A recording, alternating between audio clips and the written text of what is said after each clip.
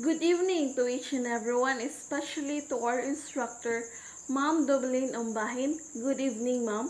So today I am going to discuss the topic of the national interest for the video of the Gordon's Brown Global Ethics versus National Interest. And by the way, I am Kelda Ambasamante, your reporter for today. And for my topic I am going to discuss the national interest, which will be the continuation of the report of Michelle and Nero.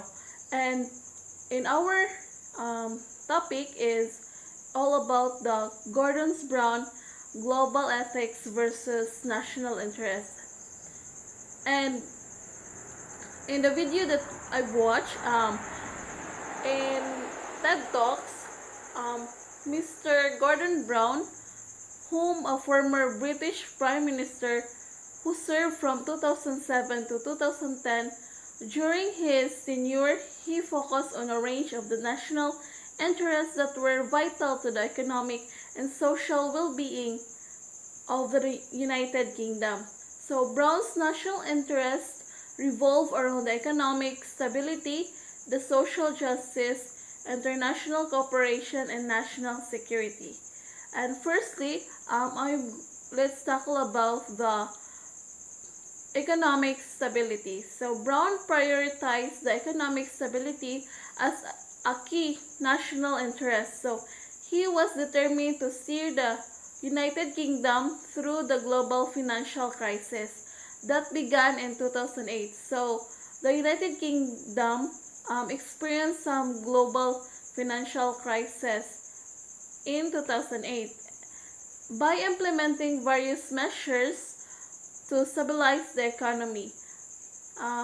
Mr. Gordon Brown introduced bank bailouts, which is referred to financial assistance that provide the companies or industries whom facing the financial distress or collapse, and also the stimulus packages and regulatory reforms to prevent further economic downturn and protect the interests of the British people. So the economic stability is important because it provides a favorable environment for the businesses to thrive, encourage to try some investments, and also improves the overall well-being of the individuals in the society.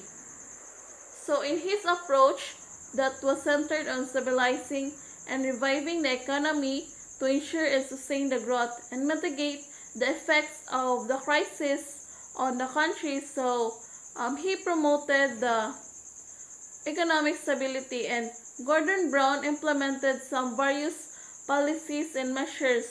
So usa sa iyahang implement or his notable actions was the introduction of a fiscal stimulus package, which kanang stimulates sa economic growth and also offers some jobs. So this included the measures such as tax cuts, so pag kanang gikuan ang mga tax, and also increase public spending, and also to have some investments in some infrastructure projects. And secondly, Brown also emphasized the social justice as a fundamental national interest. So he advocated for the policies that aim to reduce income inequality and also improve opportunities for all citizens. So through that, si Brown nag-focus on education, healthcare, and welfare reforms para ma-ensure that the benefits of the economic growth were shared equitably across the society. And also, nag-introduce po siya mga policies nga nag-aim para makuhaan or ma-reduce ang poverty. And also, through that, maka-improve sa access to education and healthcare, and also to promote equality. So one significant example was the introduction of the tax credits para masuportahan ang mga low-income families, and also the initiatives to address the income inequality. Thirdly, Brown also recognized the significance of the international cooperation, which is a vital national interest. So he worked to strengthen the United Kingdom's relationships with the other countries and also the international organizations. And also, Brown played an active role in the global economic reforms or global economic forums such as the G20, which coordinate and responses to the financial crisis and also foster the international economic stability. Brown was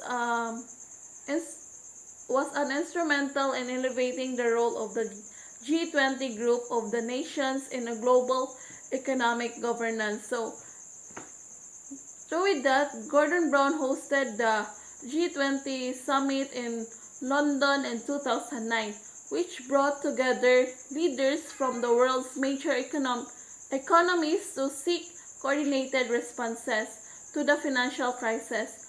So the summit resulted in agreements on the financial regulation, fiscal stimulus, and reform of the global financial institutions. Lastly, Brown prioritized the national security as a crucial national interest.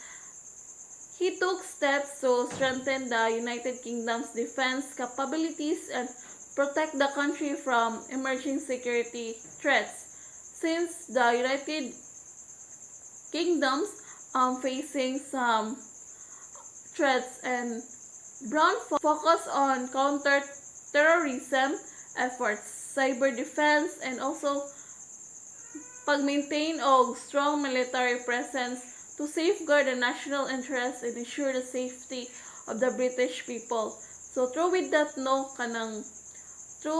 by implementing or by prioritizing the national security, it can help your country to be secured. And overall, for Gordon Brown's national interest, he encompassed the economic stability, social justice, the international cooperation, and national security. He also aimed to address the challenges that is facing the United Kingdom while promoting the well-being and prosperity of its citizens on both domestic and international fronts. So by pursuing the national interest, Brown recognized the need for international cooperation and engagement. He actively participated in international forums where he advocated for the global economic reform and coordinated responses to the financial crisis. He also prioritized climate change as it played a key role in promoting the international agreements such as the Copenhagen Accord to address the environmental challenges. So for the overall, Gordon Brown's approach to the national interest encompassed economic stability, social justice, and national security, while primarily focused on the well-being and prosperity of the United Kingdom. Brown also recognized the importance of international cooperation and addressing global challenges. So through with his policies and actions, which reflected a commitment to both national interests and broader global ethics, particularly in areas such as economic reform, social equality, and climate change. Also, one of the issues of Mr. Brown spoke about was the global institutions that constructed many years ago, such as the United Nations. So the IMF, the World Bank, the World Trade Organization, and Marshall Plan are no longer valid. When they were formed or designed, they were based on the needs of the world at that time. But the world has needs of since expanded and its issues have changed, leaving these institutes no longer up to date. Mr. Brown believes that these important institutions need to be rethought and reformed in order to positively affect the new world. Personally, I agree that there is a time for change, and I believe that is now. A matter of fact, there probably isn't a better time. The world has gone through so many groundbreaking changes, whether it's the new science and technology advancements or the new creativity sweeping the globe and changing every aspect of our lives as we know it. Things must change. As a majority of my past TED Talks that have said, we all need to come together as a world, as a human race, and take each step to the improvement together.